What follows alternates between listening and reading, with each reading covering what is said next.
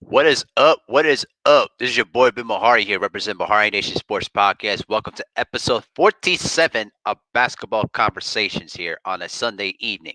Much love to the entire LDBC and the entire basketball community. We had a great Saturday of games and a lot of boxing matches I watched there too, and your boy is also securing a date for this upcoming weekend too. So got a lot of stuff on my plate over this week, you guys. So it's gonna be a lot of fun days ahead, though, guys. But with that being said, we got a lot of stuff to talk about, and I already see my brother Gideon Amwar in the building. What's going on, man? Hey, I did check out some of the game though too. That was a crazy comeback by the Pelicans.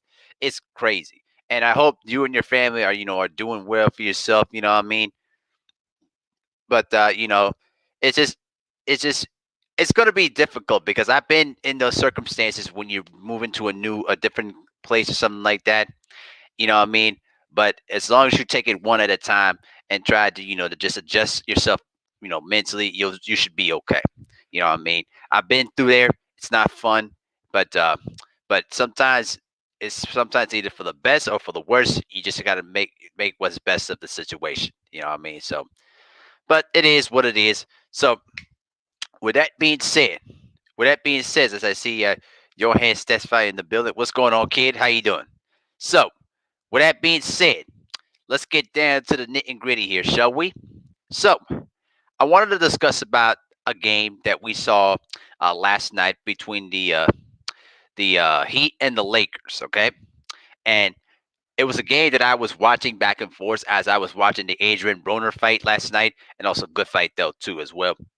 Um, I'll tell you this right now: the Lakers at this point right now, in my view, they are basically a team right now that's gonna be in deep transitional period without Anthony Davis. Okay, now if you watch the game, the Lakers just couldn't get themselves going here. They basically were down by as many as 13 points in the first quarter of play. They only scored 23 points, and then slowly and methodically they kicked themselves back into gear here, but they just weren't able to sustain enough offense to pretty much overtake the Heat. And also salute to the Heat too. They played an excellent game in a game where they needed to get themselves back to get themselves going. In terms of turning their season around after their 7-14 start. So here's my concern about this, okay? The Lakers right now, everybody knows, that right now the Lakers are just pretty much a team that's gonna have to start refining itself again. Which comes down to this, okay? LeBron James at age 36, in my view, this is just my personal view, in my view, is going to have to do a lot more than at any other time in the last few years. Okay, not talking about his entire career. Okay, you know what I mean. What's going on, Brandon Nicholson? How you doing, man? Yeah, it's just YouTube, being BS's all the time, but it is what it is. But thanks for coming in. What's going on, Jonathan McFarland? What's going on, man? What's going on? He said tough loss for the Lakers. They couldn't buy a three and didn't move the ball. Right. I was going to get into that. They took way too many threes. They weren't moving the ball efficiently. And what I also saw in the game too was that they really did a poor job, taking care of the basketball. I mean, they had 14 turnovers, and the Lakers took 45 threes in the whole game. They were just chucking up threes. You know what I'm saying? And that's not how you're gonna win a lot of your games. They are a decent 3-point shooting team. The Lakers are, but they're not officially a good 3-point shooting team. Okay. Now, I will say this, okay? Does this mean that the Lakers are not going to win the title this year? No, I don't think that way. All right. But what will be concerned is how they performed in the last two ball games, particularly against the Brooklyn Nets and then now against the Miami Heat. Okay. Now, the one thing that is going to be really, really going to be demanding of me as I watch this team, continue onwards. The bottom line is this, okay? I'm going to pretty much say that right now, the Lakers need to do a couple of things here. Number one, they need to utilize LeBron in the open court a little bit more, okay? And plus, they got to stop chucking up those threes. They need to do a better job of moving the basketball better and stop just playing more of the isolation type of basketball. All right. If they do those things, in my view, I think they'll be better off. But it does stress the necessary need of Anthony Davis. And I will tell you that people are saying that the minor strain, the calf strain, is going to be, going to be taken care of and all that. Remember, we're going. I'm rewinding back to 2019 when we said the same thing about Kevin Durant, and when he came back in the NBA Finals, pop, his Achilles tendon, you know, pops off. Okay, all right, and that pretty much, derailed his season. All right, and pretty much killed the Warriors' chances to defending their championship. Now, I'm sure that the Lakers are mindful of this because if they're not, if they rushed him to coming back too early, bye bye championship aspirations. All right. When do I think he's going to come back? Um, they basically said at least about 4 weeks. So I think it'll be right around 4 weeks until he comes back. I would suggest for Anthony Davis take about at least 4 to 6 weeks until you're like fully healthy. I know that I know that he would want to have the need to come back, but after what we saw with Kevin Durant, in 2019, I bet you that the Lakers do not want to risk, ruining that calf strain and then having Achilles tendon in it. Because remember, there were initial reports also coming out that he had an Achilles issue going on, a strained Achilles. Okay, that is concerning to me. Okay, we all know this for a fact. Okay, as yeah, I basically said 4 to 6 weeks, young man, 4 to 6 weeks.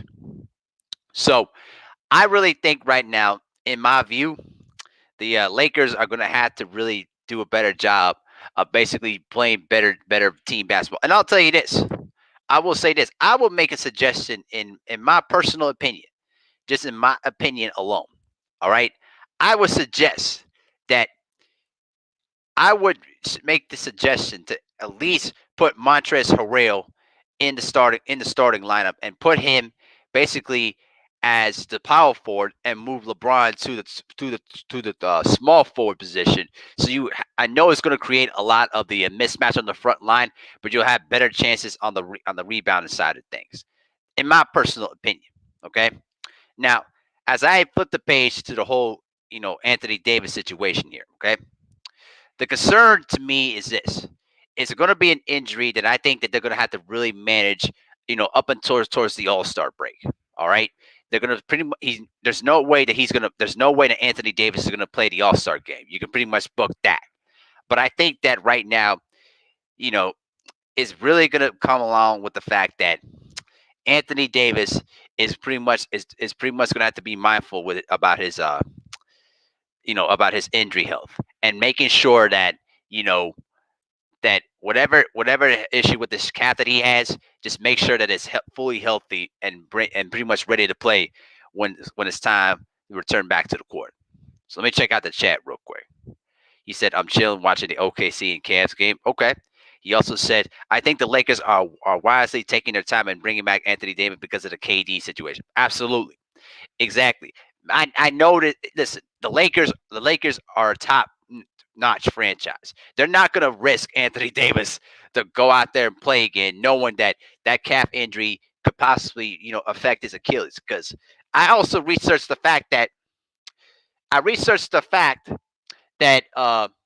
the calf strain and the fibers of your Achilles can also be affected if the muscles are not healed properly.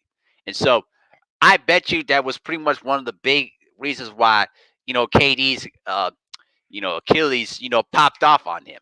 All right, and so no, he's not gonna play against the Washington Wizards, Mister Tesfaye. And I see my sister Tay Tay Brown in the building. What's going on, beautiful? So I really think right now the Lakers are doing the right thing of taking their time and making sure to manage his injury to the best they can and not try to rush him to get back on the basketball court because the worst thing possible is that you rush him to get back to in playing and then he either tears his calf or ruptures his Achilles tendon, and then if that happens, bye bye championship dreams right there. All right. And listen, I know how great LeBron James is, But you're asking LeBron James at age 36, who's already climbing on the all-time scoring list in NBA history, to pretty much carry the entire load to a championship. Now, with the other good teams out there in the Western Conference right now, he could possibly do it. But if they had to face against a team like, say, the Brooklyn Nets in the NBA Finals, or the Milwaukee Bucks, or maybe the Philadelphia 76ers, in the finals, that's where the presence of Anthony Davis is going to be missed. He also said that the Lakers shouldn't need AD to beat the Wizards. Right? Like, we don't need to worry. What do they have to sweat about the Wizards for? But back to what I was saying, okay? I think right now, you know, the big concern I would have, in my view, is Anthony Davis being rushed to get back into playing. Okay, I know that the Lakers are basically taking their time and just evaluating his situation day to day. But if his calf, heals, a little bit faster than expected, then maybe they'll probably put him ahead of schedule. But I don't think they're going to risk in doing that. So bottom line is, guys, I think that the Lakers are taking their time with this, and I think that they'll make sure that Anthony Davis is fully healthy and ready to go, before the postseason. Okay, and so that's where my initial take about this whole situation here, guys. So, with that being said, you guys, I want to discuss about a couple of 50-point performances that happened this week. Mr. Joel Embiid's, 50-point performance, you guys. I'm gonna tell you something right now, okay? As I put my script on there, I'll tell you this: Joel Embiid right now, he is really taking his game to another level. All right, point performance. All right, there we go. So, with that being said, I'm really been impressed of how Joel Embiid has been performing, this year. We've known how talented Joel Embiid can be, and we know his potential. But the last few years, you really question about, his conditioning, his commitment to winning, and all that other stuff. But now he's now realizing how good he is, and now he's putting it together. And this year he's been on a tear. He's been averaging 30 and a half points per game and 11 rebounds per game. To me, that's MVP numbers. Okay, this guy right now, you could pretty much make the case right now that he's the best center in the NBA right now. All right, he's played 24 games this year. He's shooting 54% from the field, 40% from three. All right. And also, he's shooting at least 85% from the free throw line. This guy has been pretty much filling up the stat sheet this year. And it's really been one of the big reasons why the Philadelphia 76ers are pretty much doing very well this year. All right. And I really had to say, I gave Joel Embiid a lot of credit. I give him credit in the fact that now he's now playing under Doc Rivers is now made him, much more of the central focus now. Now that they don't have to, now that the Sixers don't have to worry about playing, hot potato with Ben Simmons and Joel Embiid, and now that the offense, you know, can now be more focused around Joel Embiid. Now you're seeing much more of his talent and basically his skill set, on the forefront. But the big key thing for me is how he gets it together in the postseason. It's great. I've been really been enjoying his performances and how he's been able to put it all together. But the big thing I'm going to be interested to see is how can he take that performance in the regular season and put it in the postseason. Okay, but he did it at the expense of my Chicago Bulls, which I'm not too thrilled about. But it's just frustrating when my Bulls get thrashed like that against a really good team. But salute to him and salute to him and how he's been able to do it this upcoming year. And I'm gonna tell you this: he is really putting himself in the MVP conversation. And I'm gonna save that in a few minutes. So let me catch up in the chat real quick. Brandon Nicholson says, I like how the 76ers look on paper, and I'd like to see Joel Embiid take this MVP level to the postseason, providing if he stays healthy. Right. And so far, so good. He's been able to play, 24 games this year. he's been doing a good job, staying healthy for the most part. What's up, Ray Dorenzo? He said Embiid and Joker are bringing the big men back from death of MVP. Right. He said He said, "Would you not a Bulls fan or not a or not a T Bulls fan?" I'm a Bulls fan. I'm a Chicago Bulls fan. But I just it was a little bit sustained, a little bit because he did it at the expense of my Chicago Bulls. But I'm not shitting on Embiid per se.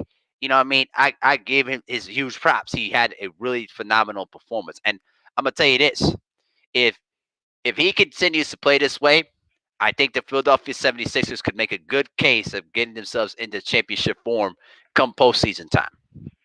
That's again, that's again if he stays healthy. That's going to be the big key because you guys know about this. Say with Anthony Davis, they're bound to get hurt at some point. You just hope that it's not too serious to where it's going to jeopardize their championship aspirations. You know what I'm saying? Brandon Nicholson says, I know the feeling. Watching my Heat blow that lead against the Warriors this past week. Oh, yeah, absolutely. Gideon says, Embiid has been phenomenal, but he needs to feast in the playoffs if Philly wants to go far. Oh, yeah. That's pretty much my sentiment is. It's great that he's been having an MVP caliber season, but we need to see this in the postseason. Absolutely. Everything starts and ends with Joel Embiid for the Philadelphia 76ers. And he's really shined well this year, playing under Doc Rivers. I got to give Doc Rivers a lot of credit. He's basically instilled some structure into that team, and the team is now following its lead right now. So at the end of the day, man, if they continue to play like this, they could probably make a good case of getting into an NBA Finals. Like I said, if they stay healthy, because as you guys know, as everybody in the chat knows, you just hope that these two guys don't get either Anthony Davis or Joel Embiid don't get hurt, or if they get hurt, hopefully that the injury won't be too serious. That's all you hope for. Ray Dorenzo says, "Yep, Embiid and Davis are always at the wrong place at the wrong time when it comes to injury." You got that right. And he says, "Better see these games, if not more, in the playoffs." That's right. Absolutely. That's where your legacy and your reputation, as a player is tested in the postseason. It's great that you have all these regular season numbers, but I critique it the same way as I always do with James Harden. You need to show me something in the postseason that makes me believe that you are a great player. Great players can take their teams and elevate them to another level. I'm hoping that's going to be the case for Joel Embiid. But with that being said, we got to discuss another 50-point performance that happened this week too. Mr. Jamal Murray, as I put the graphics up real quick. Here we go. That's right. Mr. Jamal Murray also had himself a 50-point game, but his performance was pretty much historical in this aspect. As I want to go ahead and pull up the stats real quick. So the night that he scored 50 points against the Cleveland Cavaliers. Now, it was pretty much it was his career high, but also he shot 8 of 10 from 3-point range, which is amazing shooting, and he scored half of the 100 points and didn't even attempt a single free throw. All right, and what the crazy thing about him is that he has not even shot a free throw in the last 3 games, which he's played over 30 minutes per game. And what I've really been impressed about with Jamal Murray is pretty much a lethal scorer in this aspect. He's the kind of guy that thrives on open court shooting from 3-point range. And the one thing that he has that not many point guards in today's game don't have is the mid-range game. The guy can pretty much pump fake, stop on a dime, and pull up from 16, like the old school way back in the day. And I'm gonna tell you something. I would say a lot of the time that the mid-range game is not completely dead, but more or less is an endangered species. And there's always gonna be always gonna be situations where you're going to see players, utilize the mid-range game to help set up their driving game and all that other good stuff. But what Jamal Murray's been able to do, he's been able to take that to another level. And because of that, the Denver Nuggets right now, know that they got a franchise type of point guard on their hands. All right, and he's going to have to continue to do that and even more to pretty much get the Nuggets back into contention in the Western Conference right now. They're only 16 and 13 and they're seventh in the West. But I'm gonna tell you this, okay? The one guy that really needs to show up and really needs to take another level into his game, and this is the guy that has pretty much has been waiting to break out, and that guy has been Michael Porter Jr. All right, listen, Michael Porter Jr. I like his game. I think he's got a lot of upside, but we need to see. I need to see him, do more. I need to see him, you know, not just be a spot up guy, but he's got size, he's got length. Go and utilize those strengths on the defensive side of the ball and create and also learn how to move without the ball a little bit too. You know what I mean? 14 points a game is pretty good, but we need to see more out of it. You know what I mean? I think to me, Michael Porter Jr., in my view, has been one of the most disappointing players, thus far this year.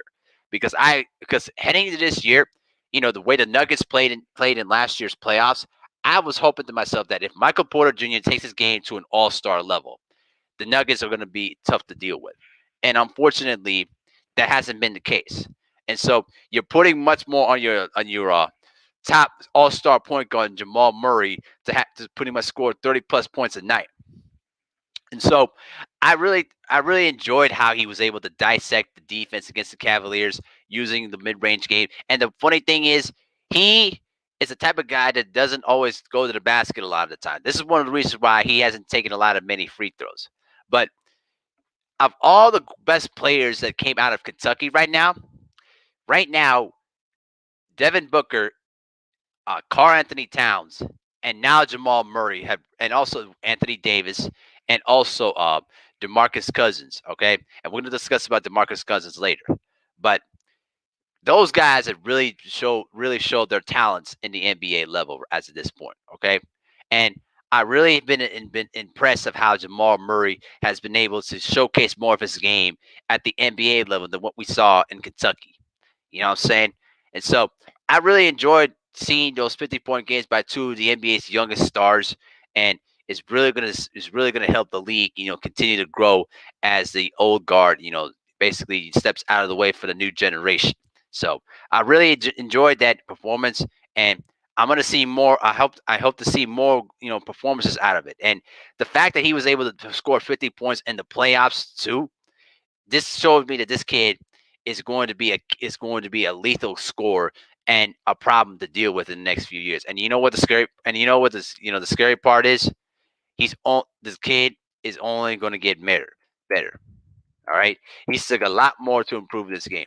And I'm gonna tell y'all this: y'all better be lucky that he's only 6'3". If he were 6'6" or 6'7", man, the league would have had a huge problem on their hands because with his scoring ability at 6'3" is amazing. But if he was 6'6", 6'7", whew, I'm telling y'all, I'm telling y'all, I'm just I'm just saying, I'm telling y'all, Jamal Murray, it would be even a bigger problem for many of the stars in the NBA. As I see my brother Terry Smoot Jr. in the building. What's going on, brother? How you doing, man? Good to see you. So yeah, that's just pretty much my assessment of his 50-point performance here, guys. So let me know what you guys think of it in the comment section below. So let me drink up real quick.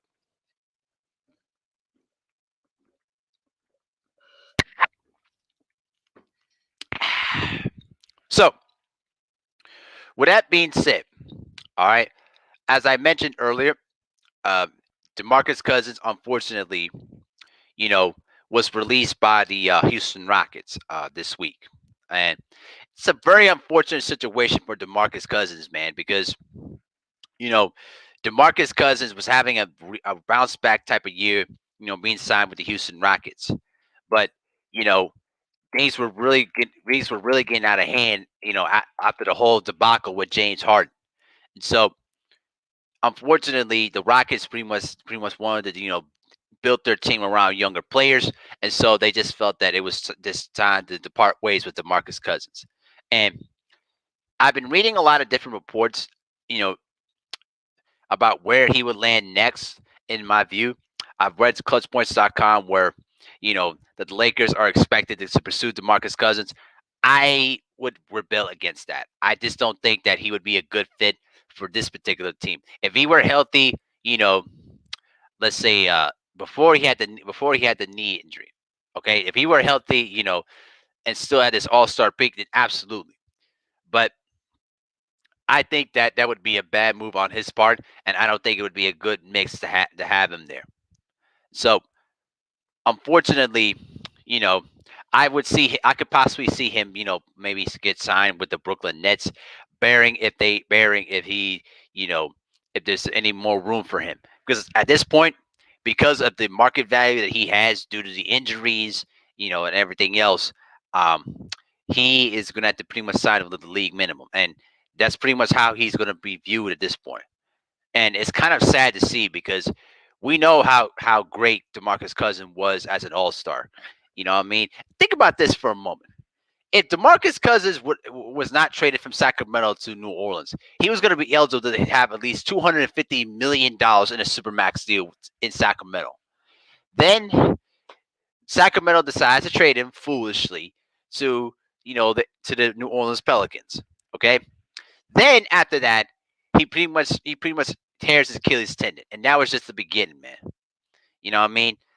And then he tears his ACL while he was getting ready, while he was basically getting back into shape, which explains the reason why the Lakers brought in Dwight Howard.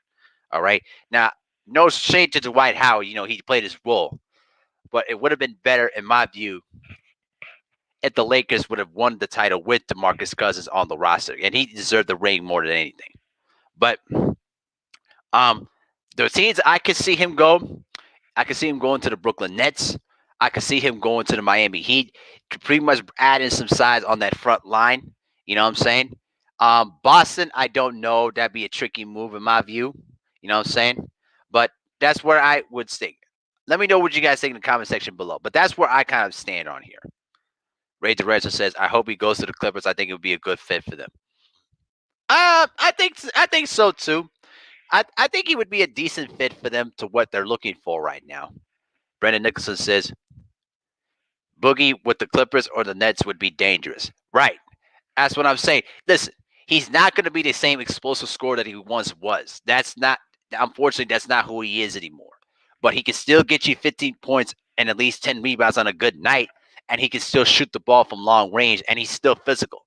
So it could be a real help. It could be a real beneficial for those two teams. And plus, considering the fact that Miami needs size on that front line to help with Bam Adebayo, this could really help them too, to pretty much put DeMarcus Cousins at the normal position at center and put Bam Adebayo in his normal position at the 5.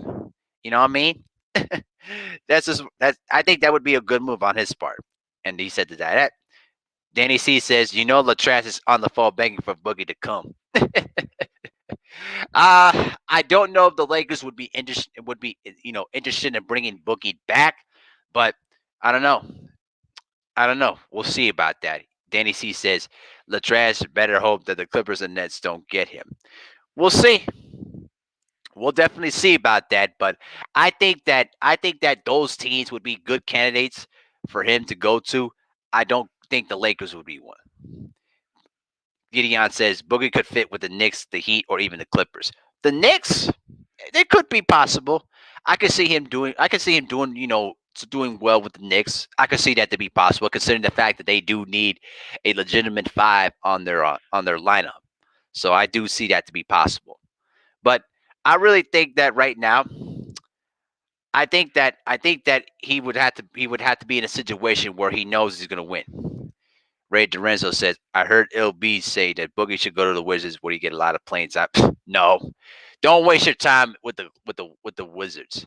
It's basically a dead situation. Why waste your time over there? You know what I mean? No way. Yeah, Boogie gradually improving with the Knicks would be interesting. It would be. I think it would be too, in my view. Danny C says, great show, my brother. YouTube never gives me updates when you post. I know. Some of it's a little bit's my fault too, because I got to do more towards the posting. But YouTube, sometimes doesn't do their due diligence when promoting smaller channels like me. But thank you for your support. I really do appreciate it, and I will do my best to continue to provide more content for you guys. So, with that being said, you guys, I wanted to move on to the next subject in hand here and talk about, the MVP race. Okay, as I bring in the trophy right here. Okay, so I really think right now is pretty much a wide open race for MVP right now. You know what I mean? We've had some interesting names in the MVP race. Okay, obviously LeBron James is going to be in the conversation. I mean that's just pretty much as a legitimate fact. But the guys that I do think that do belong belong in my category is LeBron James, Joel Embiid, okay, Luka Doncic, Giannis, and also Steph Curry, and also KD. Those are my legitimate candidates right now. All right. Now, if you ask me who would be, yep, absolutely, man. Thank you for your support, bro. But if you ask me who would be my top three candidates for MVP right now, I'll put it in this way. Um, I would say in no particular order, my top three would be, um, I would say, Joel Embiid right now because he's been having a breakout season. Okay, LeBron James has to be in the conversation too, and then also I would also say I would give some MVP discussions with Luka Doncic, but right now Luka Doncic has got to prove more to me because I like his game. Don't get me wrong, I like his game, and he's going to be a huge problem for the NBA for years to come. But I need to see him do it. I need to see him, lead his team not just to the conference finals, but also to a championship. But if you look at his numbers in face value right now, he's definitely done his job. What about Joker? Can I ask you, Ray? Who who is Joker? Who is Joker? Just can you clarify that for me? Yeah, he said you're the only person that's ever mentioned Giannis in the MVP discussion this year. Well, listen, I do think that right now that even though that not many people have been talking about Giannis, this year, he's been having another MVP caliber season. He's averaging 28 points and 11 and a half rebounds per game. I mean, if that's not MVP level numbers, oh, Nikola Jokic, thank you. You know, I think to me, that those numbers to me and the fact of how the Milwaukee Bucks are still in the top three in the Eastern Conference, I mean that has to show, I mean that's got to show something, right? I mean, listen, I still think that the Milwaukee Bucks are still going to be in the title picture, even though how weak the Eastern Conference has been this year. But I really think right now the way he's been able to perform this year, dude, he does belong in that MVP conversation. He really does. All right, but will he win MVP? That's going to be remain to be seen. But I just think right now, those are my three, candidates at this point. I think if you ask me who deserves an MVP the most, I would say Joel Embiid the most. What he's been able to do this year and also leading the Philadelphia 76ers to the top seed in the East, into the top ranking in the Eastern Conference right now has warned him MVP status without a doubt. All right.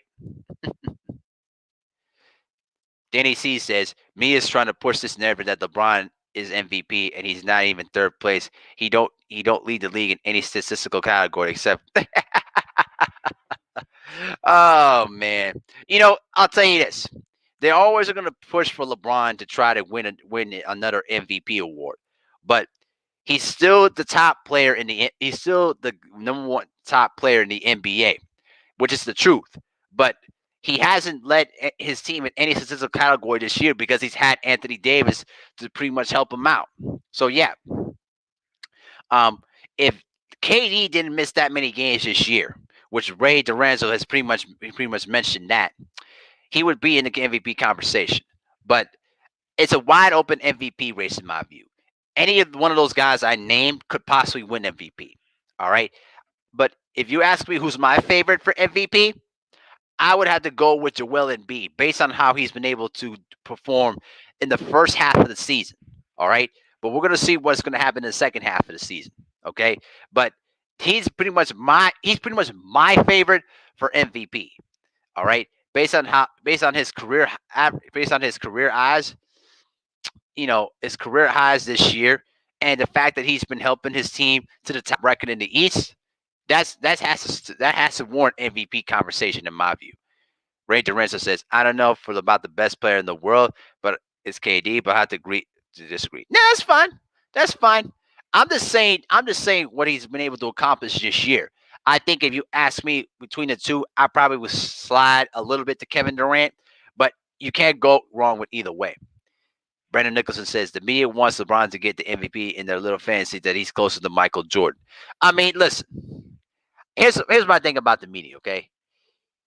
The media always influences the casual viewers all the time. Okay. But if you haven't watched the games and if you haven't watched how things are this year, you would get lost in the media hype train.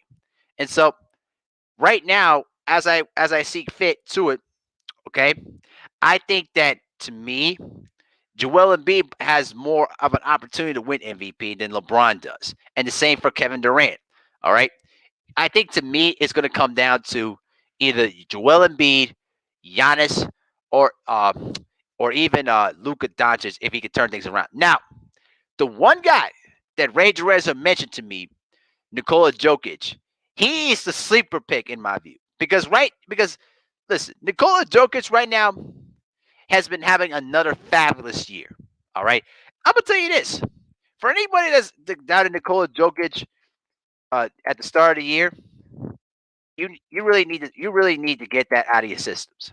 All right, Nikola Jokic is pretty much one of the top five best centers in the NBA. You could pretty much say top two between Joel Embiid and Nikola Jokic. All right, the guy can pass, he can shoot, he can post. I mean, this guy has been phenomenal this year. All right, and definitely belongs in the MVP conversation. All right, I think that you could, if you wanted to put him in the top three, I wouldn't argue with you one bit. All right, but that's what my opinion is. I think to me, I think to me that Nikola Jokic and Joel Embiid are going to be the two future centers that are going to battle for MVP for years to come, barring if either of them stay healthy. Ray Dorenzo says the media wants Braun to win MVP so he can tie with MJ with 5 MVPs. Yeah, we know, but we don't get caught into the MVP hype. You know what I'm saying? But with that being said, I'm going to distance myself away from the MVP talk, and I want to discuss about the Rookie of the Year, and I want to discuss about that a little bit as I post up the Mr. Anthony Edwards poster dunk. Look at that picture, guys. Look at that visual. Can you believe how? Let me tell you. Before I discuss about the Rookie of the Year discussion. Look at that poster, you guys. My goodness, that is the best poster of the season by far. I mean, let me tell you something. Anthony Edwards, this dude got hops, bro. This dude has got disgusting hops. All right, I'm gonna tell you this. He's gonna have a lot more of these kind of posters, barring if he basically, stays healthy and continues to improve his game. You know what I'm saying? But this dunk that he had, boy, my goodness gracious. Woo! Yeah, man. Look at that visual, guys. Look at that.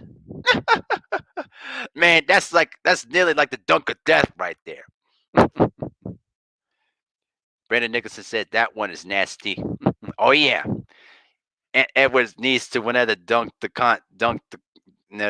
contest after the dunk. Bro, he needs to be in the dunk contest. I mean, after that, whoo, shoot.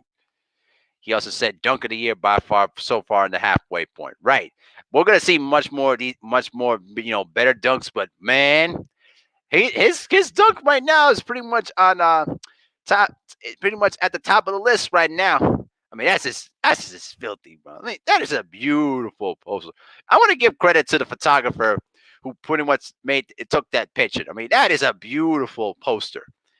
I'm gonna make sure to print one, a huge poster, and just basically put it on my wall in my room, because that is going to be the best dunk of the season by far.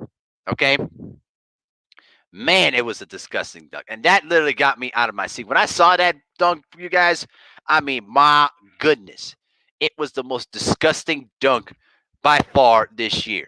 Okay, and the fact that Anthony Edwards has that kind of hops, and he's only what 6'4" with a 6'9" wingspan, man, my goodness gracious. But with that being said, we're going to discuss about the rookie of the year, discussion here. Okay. Um, my viewpoint of the whole rookie of the year discussion here, guys. We knew that LaMelo Ball was going to pretty much be was going to be the top favorite, but right now, slowly but methodically, Anthony Edwards is slowly climbing up the list. Okay. Right now, his stat line thus far in the halfway point of the season: 14 and a half points per game, 3.5 rebounds, 2.4 assists. All right. And his best game so far this year was back on January 31st when he scored 23 points, had efficient 9 and 15 from the field, and 4 7 from 3-point range. All right. The other guys that's really shown me a lot this year. Okay. James Wiseman of the Golden State Warriors. Now, don't be fooled by his numbers. Okay. His numbers are 12 and a half points, 6 rebounds, and 1.3 blocks per game. The guy is literally leading rookies in block shots with 1.3 blocks per game. All right. This is the kind of I'm gonna tell you something.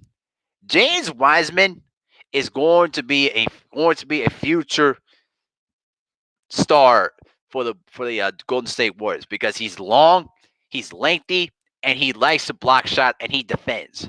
Okay. And I'm gonna tell you something. The Golden State Warriors are very good at drafting, but I think that they found another gem in the rust. Okay, I think that James Wiseman is going to be a key cornerstone player for the Warriors if they continue to keep building their team through the draft. All right. Now, the other guys that have pretty much have been impressive to me this year. Um, Sadiki Bey from the Detroit Pistons. All right. And the last week, he averaged about 17 points per game and grabbed 5.5 rebounds on shooting 69% from 3-point range. All right. And he was named Eastern Conference Player of the Week. Um, really liked how he's really like has been able I really liked how he's been able to, perform himself pretty well for the Detroit Pistons. But obviously the top favorite is LaMelo Ball. And his ability to create shots for others and really to command the point guard position has really been one of the big keys for the Charlotte Hornets this year. Okay, if LaMelo Ball continues to improve uh, his jump shot, okay, because that's pretty much been one of the biggest handicaps for him this year. If he continues to improve that jump shot, all right, he is going to really take his game to another level, because then you have to focus on not just his shooting, but his ability to break down the defense, get guys involved, and also to command the fast break.